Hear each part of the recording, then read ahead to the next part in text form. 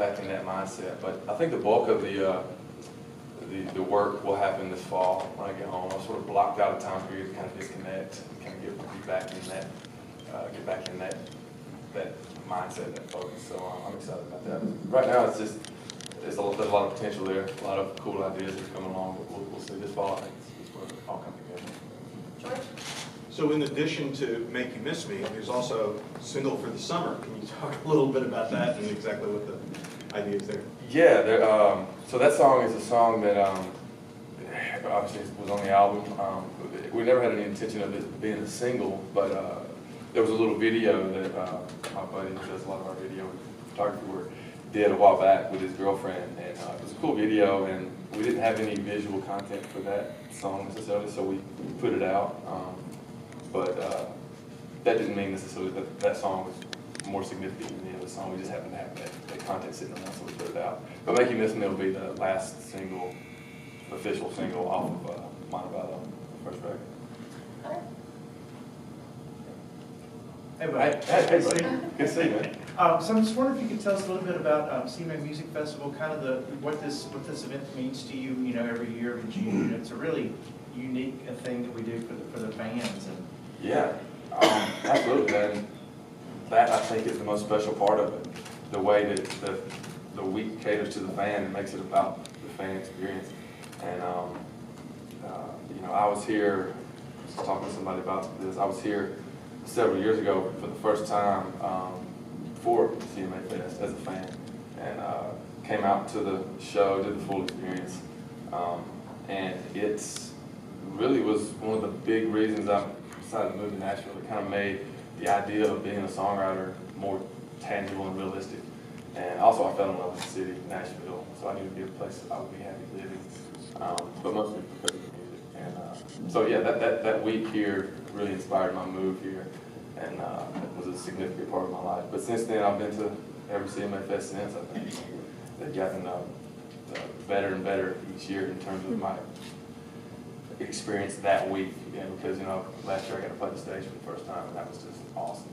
And this year, it came and went so fast last year. This year I'm gonna try to soak it in, smell the roses a little more. But it's always such a good week for Nashville. It's just exciting. I can feel it all the way at the house, and I live outside of town a little bit. I can just feel the excitement from the city all the way out there. So it's a good week for Nashville. was there anybody that first trip that really inspired you that you saw at CMA Music Festival performance? Yeah, let's see. I remember Alan Jackson played, and he was somebody who I grew up listening to. He's a Georgia boy, and he is always going to be on the soundtrack of my childhood, my upbringing. And I had never seen him live. I didn't really go to a lot of concerts growing up, so this is really one of my first concert experiences, period. This is just a few years ago. But Alan Jackson's somebody who was really cool to see for a lot of good reasons. Tammy? I was driving through Alabama last weekend, drove down to Dothan and back, and heard you on the radio like every other song, it seemed. Yeah. Can you talk about having that kind of support from your home state? Absolutely. Well, I actually grew up in Georgia, so You did? I'm from Georgia, but Alabama, I grew up really close to Alabama, and I spent several years there in school, so it's kind of my second home state. Isn't there a Montebello in? Yeah, Okay. so that's where that came from. Okay. But you're right, whether it's Alabama or Georgia, and even Tennessee now that it's my home, the support has been phenomenal. And that just comes from the family culture that the South has, and just taking care of your own and pulling for your own. And I think that's been the reason that Alabama, the state of Alabama, I think has claimed me, and my folks, the people back home in Georgia, have claimed me. I am one of them. But that's been really special for me, because early on they didn't really have a lot of success. They got behind me, they helped push me and elevate me to the place that kind of started the whole thing, and it sort of snowballed from there. But without them, I never would have been able to get going like I did. Speaking of pushing and elevating, your music it crosses over. So you have hits that when you're driving down the road listening to the radio, it's not just on a country station, it's on a top 40 station. You've got fans from all places. Does that put anything in your brain when you're thinking about the next album, the sophomore album, where you're going to go with that music? Because certainly you have fans from all genres, really. Yeah, you know, I've always wanted to reach as many people as possible with my music, not just traditional country music fans necessarily.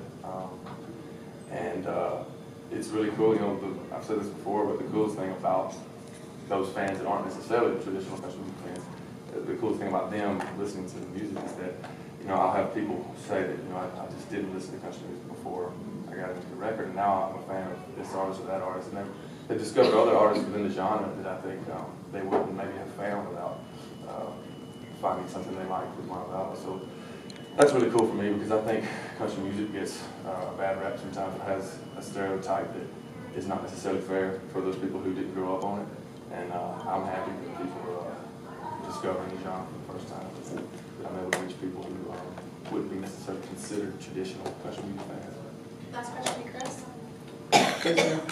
I know you got to play the big stage here last year too.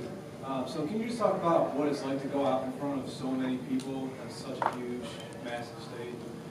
Yeah, it's something similar. You know, putting country music fans in one place there is a common thread there, but you know, there's something a lot different than playing a club.